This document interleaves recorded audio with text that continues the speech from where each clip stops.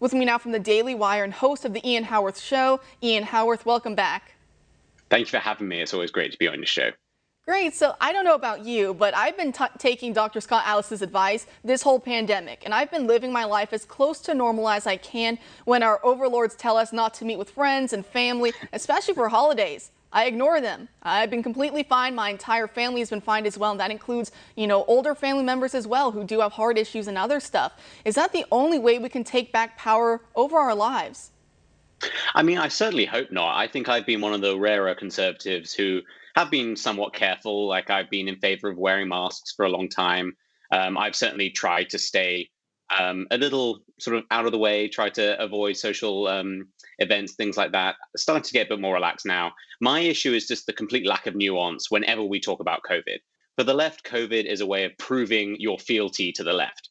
So if you are a a rabid leftist walking around on the streets protesting in favor of Black Lives Matter, then that's okay. COVID isn't an issue. But if you're a Trump supporter peacefully protesting or even just out at an event, you're a danger to grandma, you're going to kill grandma, you're going to kill all of these old people.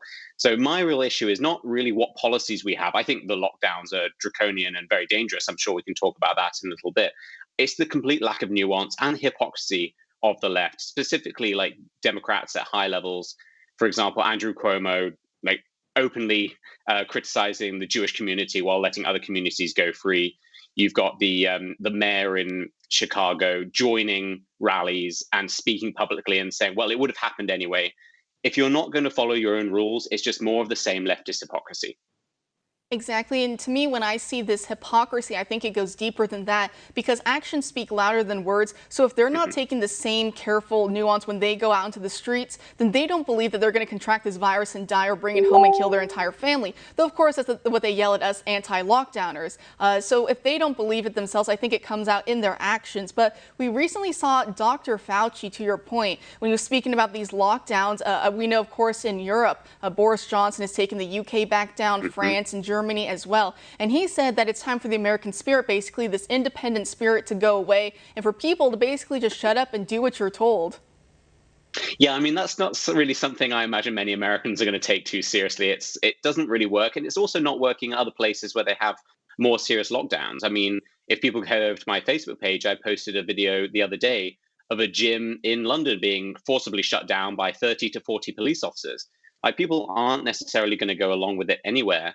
I just think in America, when you have fundamental principles of individual freedom, and then you have the government basically saying one rule for you and another for me, that's just not going to fly.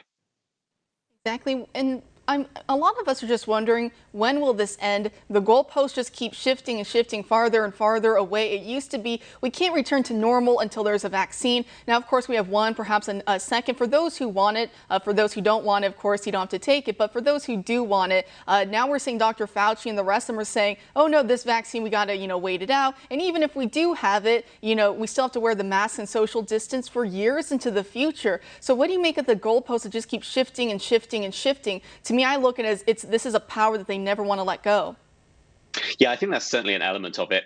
Frankly, I think we've heard too much from Fauci. I think he's good at what he does, but his role is very specific. He is not there to dictate policy. That is politicians' role in our life. So what we should be doing is expecting less from Fauci and expecting more from our politicians to find that middle line where, yes, there are sensible steps we can take to protect against COVID-19. Maybe Andrew Cuomo forcing COVID into nursing homes would be one that maybe we can avoid in the future. But we do not have to follow Fauci's every single whim of locking down. And I think you hit the nail on the head with the move in the goalposts. This is what the left do time and time again. I mean, we were promised that if we just vote for Biden, the soul of America will be returned and COVID will be over. And, he's president, apparently, if we pay attention to certain outlets. And COVID is still not over. It's something that's going to be around for a while. I think we have to learn to live with it. There's not going to be one perfect fix. Even if we release a vaccine, there's going to be a lot of people who don't take it, and that'll have impacts too. I just think we need to be trying to find a way we can return to our normal lives while trying to keep people protected. That is not a radical idea, as Bernie Sanders would say. That's not radical. That's common sense. I'd love to see some common sense from the left who constantly talk about it. When it comes to this unity talk, for example, I heard Biden today speaking and saying that it's your patriotic duty to wear your mask and do all the other steps. And of course, we know that his COVID transition team that he wants to put into effect, they're saying 4 to 6 weeks national shutdown when it comes to that.